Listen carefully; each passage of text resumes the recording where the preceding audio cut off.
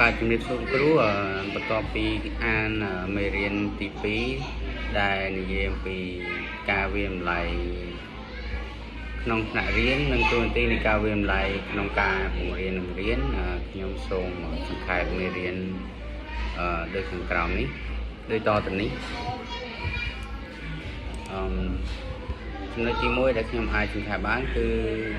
គ្រឹះនៃចំណេះដឹងនិងជំនាញការគិតរបស់សិស្សការយល់ស៊ីជម្រៅនៃបញ្ញត្តិគ្រឹះរបស់ខ្លឹមសារមេរៀនសំខាន់ការសិក្សាពិតប្រាកដមិនមែនគ្រាន់តែជាការទន្ទេញចាំព័ត៌មាន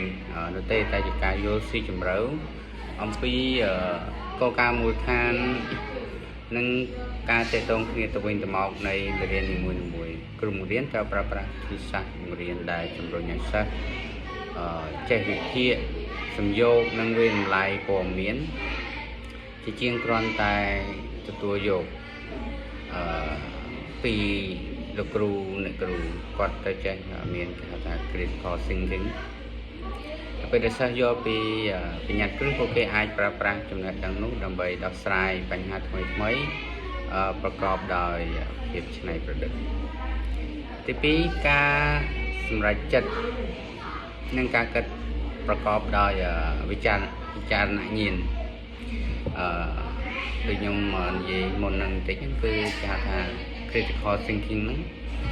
ការគិតបែបវិចារណញ្ញាណគឺជាសមត្ថភាពក្នុងការវិភាគដោយប្រុងប្រយ័ត្នវាតម្លៃភាពត្រឹមត្រូវ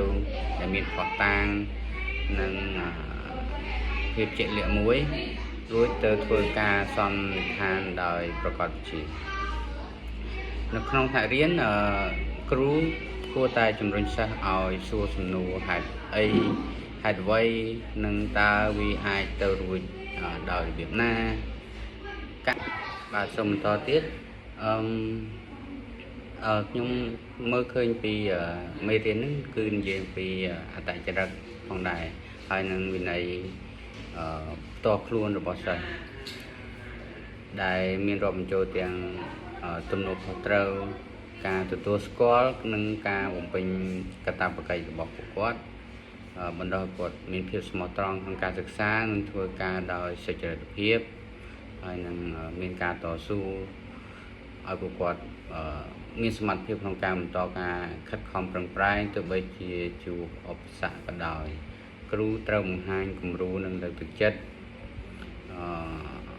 ឲ្យសិស្សឲ្យឃើញថាការបរាជ័យគ្រាន់តែជាផ្នែកមួយនៃការរៀនសូត្រតែប៉ុណ្ណោះនៅក្នុងមេរៀននេះក៏និយាយអំពីការដែលធ្វើឲ្យកូនសិស្សមានវិន័យផ្ទាល់ខ្លួនបង្ហាញឲ្យពួកគាត់ដឹងថាការដែលគាត់មានវិន័យផ្ទាល់ខ្លួនគឺជាសមត្ថភាពក្នុងការដែលគាត់ចេះគ្រប់គ្រងអាកប្បកិរិយារបស់ពួកគាត់ការគិតការគ្រប់គ្រងអារម្មណ៍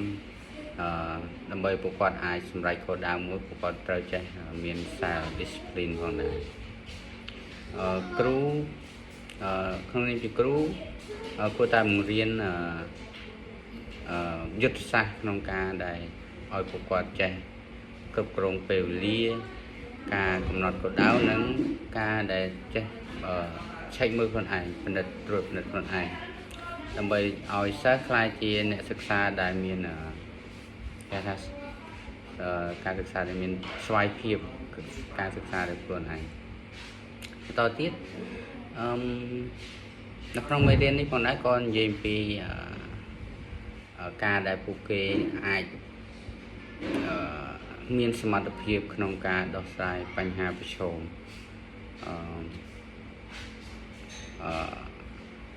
ទោះបីជាពួកគាត់ជួបប្រឈមមុខនឹងកិច្ចការលំបាកពួកគាត់ត្រូវចេះមានស្វែងរកដំណោះស្រាយដោយខ្លួនឯងពេលដែលសិស្សជួបបញ្ហាគ្រូមិនគួរផ្ដល់ចម្លើយភ្លាមៗទេតែលោកគ្រូអ្នកគ្រូអាចនឹងណែនាំ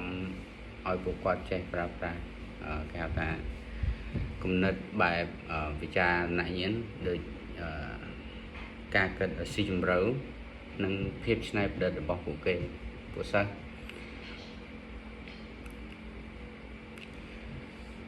នៅក្នុងមេរៀននោះផងដែរក៏ខ្ញុំអាចមើល សង្ខេបទៅនឹងការប្រើចំណេះដឹងឲ្យពួកគាត់ចេះប្រើចំណេះដឹងដែលមានស្រាប់រាល់ការបង្រៀនថ្មីៗគួរតែភ្ជាប់ទៅនឹងចំណេះដឹងនិងបទពិសោធន៍ដែលសិស្សមានរួចទៅហើយវិធីសាស្ត្រនេះជួយឲ្យសិស្សងាយយល់និងចងចាំមេរៀនថ្មីៗបានយូរព្រោះពួកគេអាចបង្កើតទំនាក់ទំនងនិងបណ្ដាញព័ត៌មាននៅក្នុងខួរក្បាលរបស់ពួកគេមានតែគាត់អាចផ្សារភ្ជាប់ទំនាក់ទំនងមេរៀនចាស់មេរៀនថ្មីអញ្ចឹងធ្វើគាត់អាចនឹងមានគំនិតទលំទលាយទៅលើមេរៀនសិក្សានឹងផងដែរចំណុចមួយទៀតពីនៅក្នុងមេរៀនទី2នេះក៏និយាយពីការដែលលោកគ្រូអ្នកគ្រូអាចនឹងលើកទឹកចិត្តនិងបង្កើតបរិយាកាសសិក្សាធម្មតាសិស្សតែងតែត្រូវការលើកទឹកចិត្តហើយនឹងនិយាយថាចង់បានចំណាប់អារម្មណ៍ពីលោកគ្រូអ្នកគ្រូ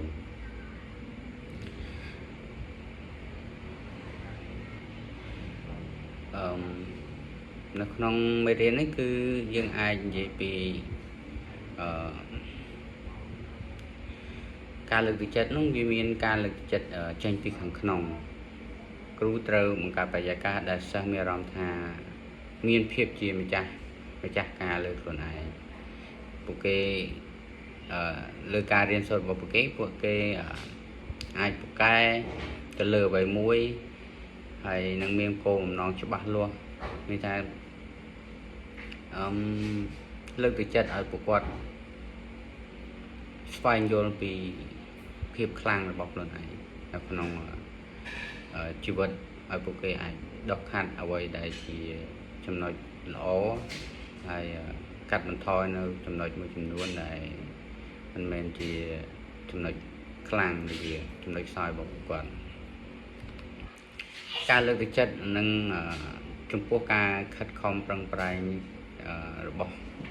លោកគ្រូចំពោះសិស្សគឺមានសារៈសំខាន់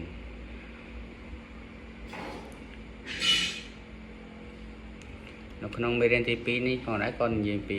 បច្ចេកវិទ្យាផងដែរទាក់ទងនឹងការដាក់បន្ទុកដោយស្វ័យប្រវត្តិ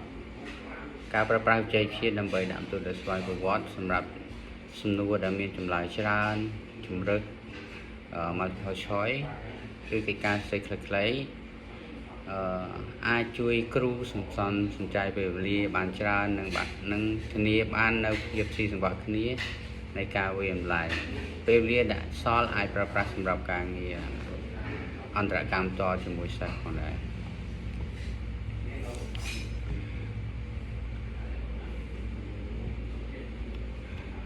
បាទសូមបន្តទៅទៀតធៀបផ្សំនៅក្នុងមេរៀននេះក៏មាននិយាយពីធៀបផ្សំនៃការវាយតម្លៃនៅក្នុងថ្នាក់រៀន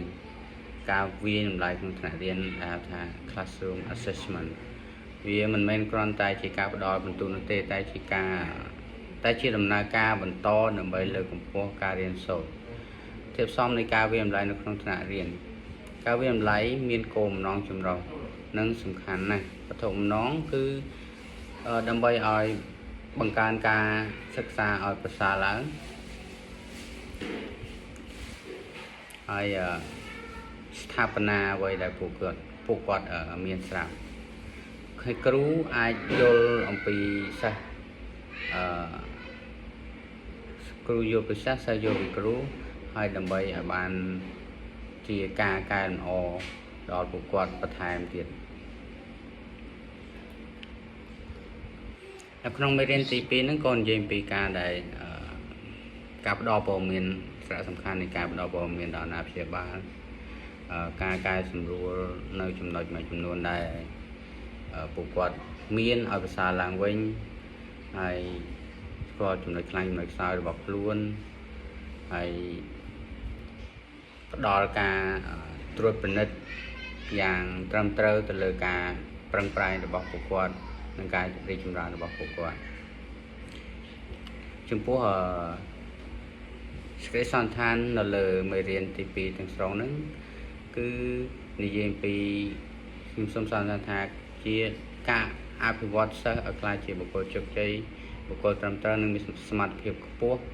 តម្រូវឲ្យមានការយកទុកចិត្តដាក់យកចិត្តទុកដាក់លើធាតុផ្សំដ៏ទូលំទូលាយចាប់ពីការយល់ដឹងស៊ីជម្រៅទៅដល់ជំនាញការគិតអត្តចរិតនិងការលើកទឹកចិត្តរបស់គ្រូទៅកាន់សិស្សជាមួយគ្នានេះផងដែរប្រព័ន្ធវាយតម្លៃប្រកបដោយប្រសិទ្ធភាពទាំងការប្រើប្រាស់បច្ចេកវិទ្យាការវាយតម្លៃតាមដំណាក់កាលក៏